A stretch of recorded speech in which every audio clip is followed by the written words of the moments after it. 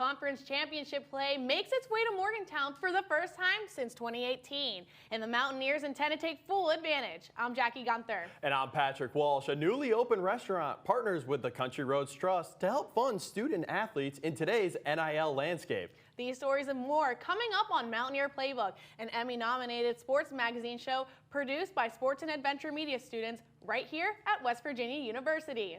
The WVU men's soccer team is coming off of their two most successful seasons in program history. And now, Patrick, Morgantown will be host to 9 other Sunbelt schools at Dick DeLess Soccer Stadium for the conference championship.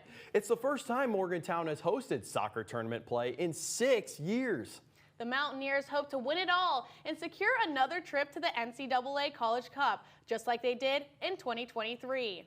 The Mountaineers finished the 2024 regular season with a record of 10, 1, and 6. That regular season success is one of the main reasons why WVU was chosen as the conference championship site. And WVU athletic officials are thrilled with the spotlight Morgantown is receiving.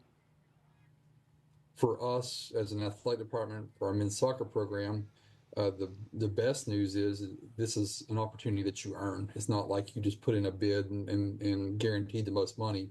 You have to go out on the field and earn either the 1 seed or the 2 seeds. Don't discredit home field advantage either. In the past, teams such as Kentucky and Marshall both won the trophy when they hosted the tournament. And soon, it could be WVU's turn. This is the first conference finals WVU is hosting since the 2018 MAC championship, which they were victorious in. With all of the success the men's soccer team has had in the last few years, one man has been a key component of their climb to the top. Dan Strafford returned to his alma mater to leave Mountaineers following a 3-year coaching stint at the University of Charleston. Strafford is no stranger to the postseason, having helped the Mountaineers to 3 NCAA tournament appearances and winning the Big East regular season in 2006 as a player, before finally reaching the College Cup Final Four as a coach last year. Terrell Thompson joins us live in the studio to tell us more about Strafford and his postseason motivation in his segment, Coach's Corner. Terrell? Thanks, Terrell. WVU football is also hoping to get some postseason play this year. Their win over North Carolina in last year's Duke's Mayo Bowl marked the 40th in program history. With their Big 12 championship title hopes dwindling this season, a bowl game is the most realistic projection for Neil Brown's crew. Reporter John Dodaro breaks down what the Mountaineers need to do in their remaining schedule to secure a bowl game appearance. The Mountaineers have a 17-23 all-time bowl game record. Since taking over the helm, head coach Neil Brown is 2-1 in postseason action. It's no secret that today's college athletics landscape is vastly different than 10 or even just 5 years ago. With the introduction of name, image, and likeness deals, better known as NIL, college athletes are finally cashing in on their personas being used to sell tickets and merchandise, much like professional athletes. At WVU, the Country Roads Trust was established to guide student athletes through the negotiations of these deals and for donors to give directly to those students. It was established in 2022 and since has released products such as lager, bourbon, and this summer opened the Goat Pub in Suncrest Town Center. Officials with the trust say the products have been a success so far. The Trust Lager is something that people want in the tailgate lots and on game days. And the Trust Bourbon has been an incredible partnership for us. So, you know, we know our fan base likes these type of things, and now they have an opportunity to buy premium products and support the NIL at the same time. The Goat Pub is one of the first NIL bars in the country. Jackie, studies for decades have shown that participating in sports or some type of physical activity as an adult can improve both our physical and mental health. That's true, Patrick, and newer studies are showing they also improve social outcomes for adults and kids alike, providing opportunities to build community and create a sense of belonging. But our sports culture and economics reporter James Daly joins us live in the studio to discuss another impact sports are having on our lives, particularly in an election year. James? Thanks, Patrick. Jackie, athletes have been endorsing candidates for decades, like baseball greats Babe Ruth and Jackie Robinson, who both backed presidential candidates in their time. But when an athlete publicly puts their weight behind a candidate, How much does it influence who the average American votes for? I took the question to political experts and voters alike. In some states, the sports teams themselves took a more active role in endorsing political issues this year. Voters in Missouri considered whether to legalize sports betting in that state, which was largely supported by the pro teams in St. Louis and Kansas City. The bill narrowly passed, making Missouri the 39th state to legalize sports gambling. Thanks, James. After the break on Mountaineer Playbook, we lace up our skates and hit the ice to talk with a player turned coach in the WVU hockey program. Those stories and more after the break. Don't go anywhere. Welcome back to Mountaineer Playbook. Throughout its storied history, the WVU men's basketball program has had some seriously impressive names appear on its roster. The late Jerry West is, of course, one of the most notable, Jackie. He's better known as the logo, the symbol of the NBA. But with the 2024 season already underway, a new name might join the likes of West and other Mountaineer greats in the record books. Our men's basketball reporter Brian McQuillan joins us live in the studio to tell us more. Brian? Thanks, Jackie. Patrick, when fans saw that Tucker DeVries followed his dad, new head coach Darren DeVries, to WVU from Drake University, they may have underestimated the type of player coming to Morgantown. But Tucker made multiple preseason watch lists and is starting to gather even more WVU records since the start of regular season play, giving Mountaineer fans a reason to tune in. DeVries started collecting his career accolades in high school when he was named the 2020-2021 Gatorade Iowa Boys Basketball Player of the Year. During the 2023-24 season, more than 550,000 athletes were members of USA Hockey. But only about 1,000 of those players live in West Virginia. And while that may seem like a small group, hockey has made a lasting impact on many members of the Morgantown community. Especially WVU Division II hockey player Dylan Young.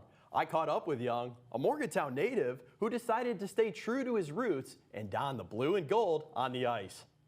Ice hockey is slowly growing as a sport in West Virginia. Participation has grown by 3% over the last year, according to USA Hockey. Construction for the new ice rink at Milan Park is underway and set to open in the fall of 2025, which city officials say, Jackie, could increase participation even more.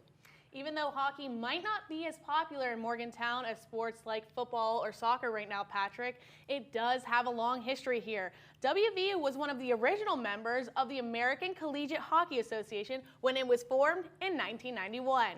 The university has been a member of the ACHA for more than 30 years, Jackie, but for much of that time as a men's program only. That is, until 2019.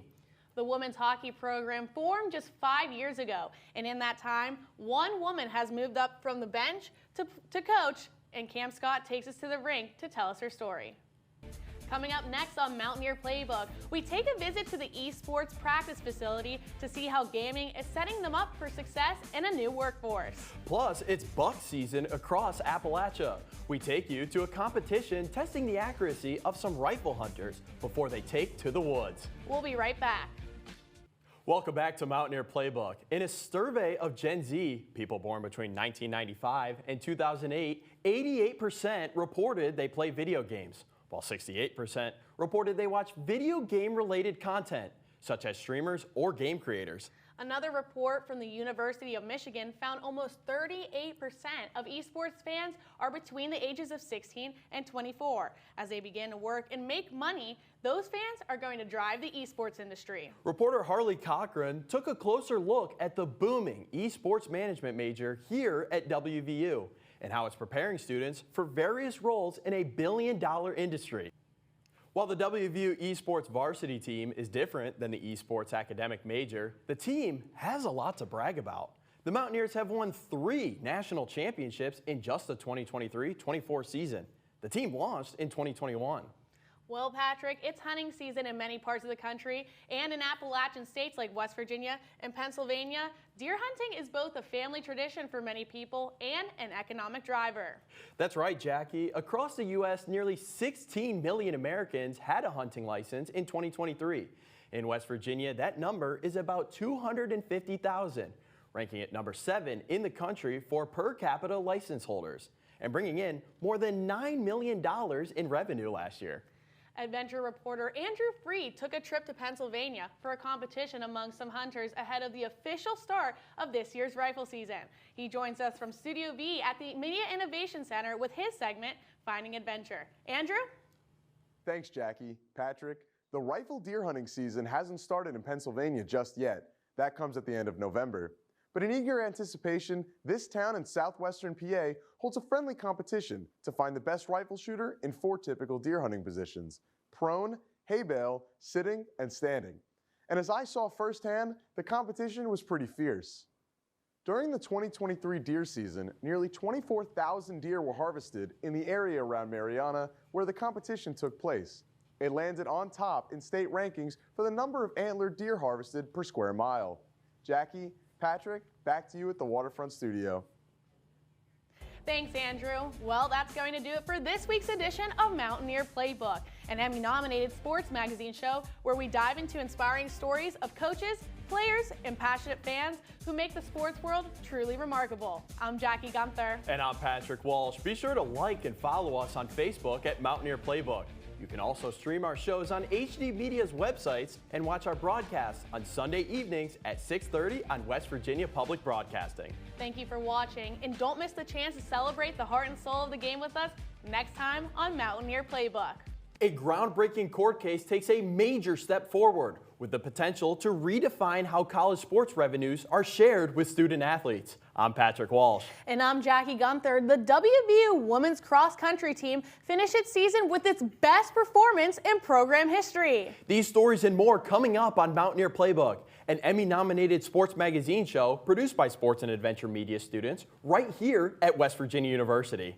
WVU is on the hunt for a new head football coach after firing Neil Brown. The news came December 1st, a day after WVU suffered a 52-15 loss to Texas Tech. The loss left WVU with a 6-6 record in the regular season.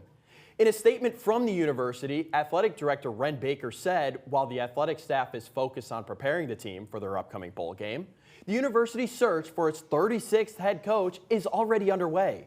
And he is, quote, confident we will have an outstanding pool of candidates, end quote. Brown had been with WVU for 6 seasons.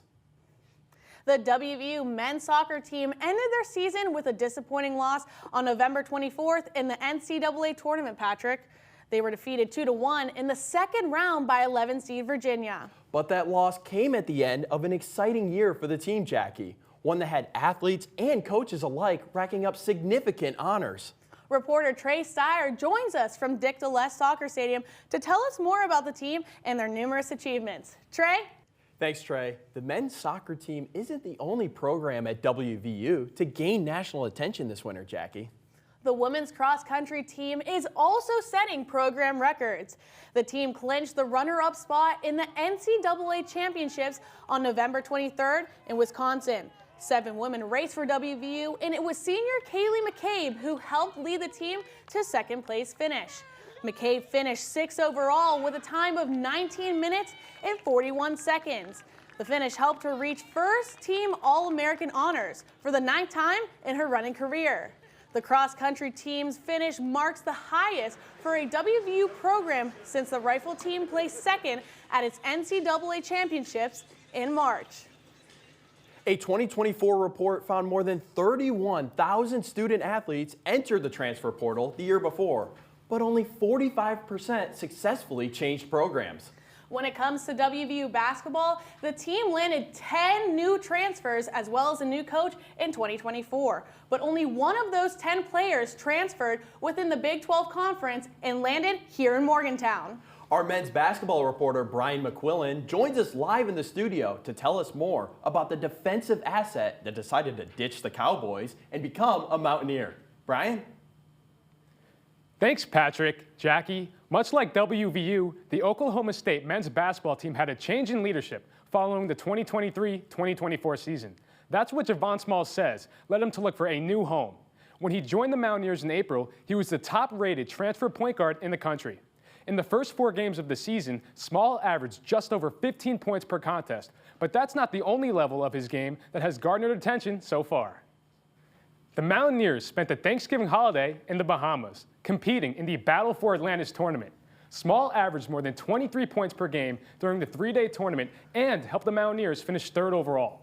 Small will face his former team in January when the Cowboys come to the Coliseum for WVU's Big 12 home opener. Thanks, Brian. Small may be one of the newest names Mountaineer basketball fans are learning this season, but it's Chance of Quinterly, Patrick, that have filled the Coliseum for 4 years now. That's right, Jackie, and senior guard J.J. Quinterly is once again excelling on the court this season. Honors started stacking up for Quinterly before play even started this year. She was placed on the Naismith Women's College Player of the Year preseason watch list, the Ann Myers Drysdale Shooting Guard of the Year preseason watch list, and was one of just 3 unanimous picks to the All-Big 12 preseason team. Quinterly averaged nearly 20 points per game last year and finished with 97 steals, which is the 5th most in a single season in program history. Reporting from the New York Times earlier this year estimates some of the country's top student athletes like Quinterly will make nearly $2 billion in name, image, and likeness deals in 2024. These NIL deals allow athletes to monetize their success outside of their program scholarships, making money off of the sale of their jerseys, their appearance in a video game, or their endorsement of a product, like a restaurant or a sports drink. But the preliminary settlement of a class action lawsuit is about to make paying student athletes a lot more complicated. Our sports culture and economics reporter James Daly joins us live in the studio to break it all down. James? Thanks, Jackie. Patrick, House versus NCAA was originally filed in 2020 to address a range of student-athlete payment issues. Among them was revenue sharing. Student athletes involved in the case argue they should receive a portion of the money their universities make off conference deals and in their athletics budgets. And now athletes are one step closer to receiving those payments. If the preliminary settlement is approved, payments to student athletes impacted by the ruling could start as soon as May 2025. Thanks, James. Coming up on Mountaineer Playbook, we take a closer look at how Mark Kellogg is planning to lead the women's basketball team on another postseason run. Plus, a WVU student gets called up to the mic to live out his sports broadcasting dream. We'll have that story and more for you right after the break. Don't go anywhere.